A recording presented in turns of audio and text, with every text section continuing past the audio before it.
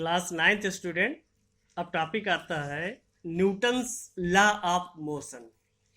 तो आप ये देखिए न्यूटन साहब ने क्या किया था कि जो भी लॉ दिए मोशन के आज भी उन्हीं के लॉ फॉलो हो रहे हैं। तो उन्होंने बहुत सारा जो है रिजल्ट निकाले, बहुत सारे एक्सपेरिमेंट किए, बहुत सारी एनालिसिस की।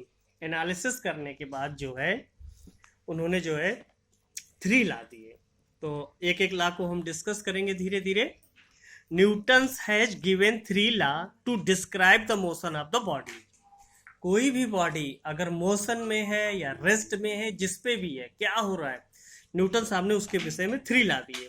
These law are known as Newton law of motion. Nomenclature हुआ, उनका नामकरण हुआ। Newton first law of motion, Newton second law of motion, Newton third law of motion.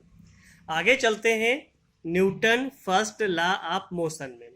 तो फर्स्ट लॉ न्यूटन साहब ने दिया, according to Newton first law और law of inertia. देखो फिर से सुनो, according to Newton first law OR law of inertia. इसको जो फर्स्ट लॉ को हम जो है लॉ ऑफ इनर्शिया भी बोलेंगे। A body remain in state of rest or uniform motion in a straight line until an external force is applied on it. अब इसको समझो, कोई बॉडी है अगर रेस्ट में है तो वो किस में रहना चाहती है? रेस्ट में रहना चाहती है। अगर मोशन में, यूनिफॉर्म मोशन में, और वो स्ट्रेट लाइन में जा रही है तो वो यूनिफॉर्म मोशन में रहना चाहती है, जब तक कि कोई एक्सटर्नल फोर्स उस पर अप्लाई ना किया जाए। अगर रेस्ट में एक्सटर्नल फोर्स अप्लाई कर दोगे तो वो मोशन में तो आ जाएगी, और कोई मोशन में एक्सटर्नल फोर्स अप्लाई करके आप उसे रोक सकते हो। साइकिल से कोई जा रहा है मोशन में, आप जाके दौड़ के उसके साइकिल को पीछे से पकड़ लो। कोई छोटा बच्चा दौड़ रहा है, उसको आप क्या करते हो? जाकर के दौड़ के पकड़ लेते हो। तो यहाँ पर ये बात हुई, हम एक एग्जाम्पल लिए, अगर कहीं पर फ्रिक्शन ना हो, ध्यान देना, ये फ्रिक्शन नया टर्म आ रहा है, जब इसका चैप्टर आएगा जो चीज़ें आएंगी वहाँ बताएंगे। फ्रिक्शन का मतलब समझ लो रेजिस्टेंस। फ्रिक्शन का मतलब रेजिस्टेंस।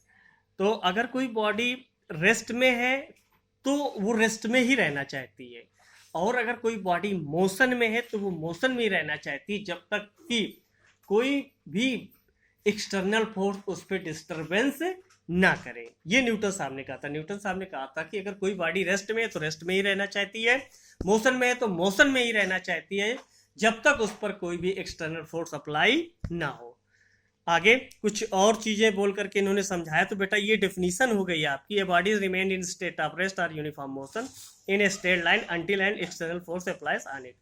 ये आपका जो हो गया न्यूटन फर्स्ट लॉ मोशन हो गया।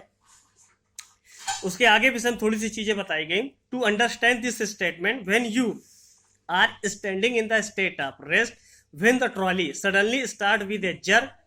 अगर आप किसी ट्रॉली पे, ट्रैक्टर की ट्रॉली या ट्रक है या जो भी गाड़ी है, या चाहे बंद गाड़ी हो, जैसी भी हो, उस पर आप खड़े हैं, वो भी खड़ी है, कोई बात नहीं, आप स्टैंड रहेंगे। लेकिन जैसे ही वो स्टार्ट करती है, झटके के साथ आगे की तरफ बढ़ती है।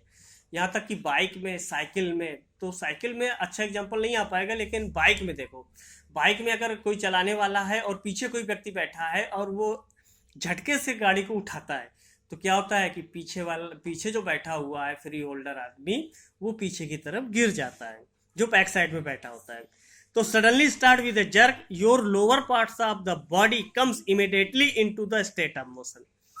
अगर आप खड़े हैं, ठीक है, एग्जांपल में ले लेते, किसी ट्रॉली पे खड़े हैं, तो आपका नीचे का पार्ट जो है वो उस ट्रॉली के कांटेक्ट में, ध्यान देना, जब आप उस पे खड़े हैं ट्रॉली पे, तो नीचे का पार्ट आपका उस ट्रॉली के कांटेक्ट में है। और immediately into the state of motion it is contact with the trolley, but upper part of your body was still in the state of rest. जबकि जो बॉडी का अपर पार्ट है वो फ्री स्पेस है, rest में, और lower part आपका क्या करना चाहता है? मूव करना चाहता है, क्योंकि ट्रॉली मूव कर रही है और उसके आप कांटेक्ट में थे। एंड अपोजेस द चेंजेज, ये जो चेंजेज हुए इनके विषय में क्या इफेक्ट आएगा? That is why you tend to fall backwards. Effect ये आ जाएगा कि आप जो है पीछे की तरफ जो है फॉल हो जाएंगे, गिर जाएंगे। तो ये इसको समझाने का उसने स्टेटमेंट लिया। तो डेफिनेशन की बात करें, a body remain a state of rest और uniform motion in a straight line until an external force applies on it. Newton साहब ने न्यूटन का फर्स्ट लॉ था ये, जो कि उन्होंने ये बताया।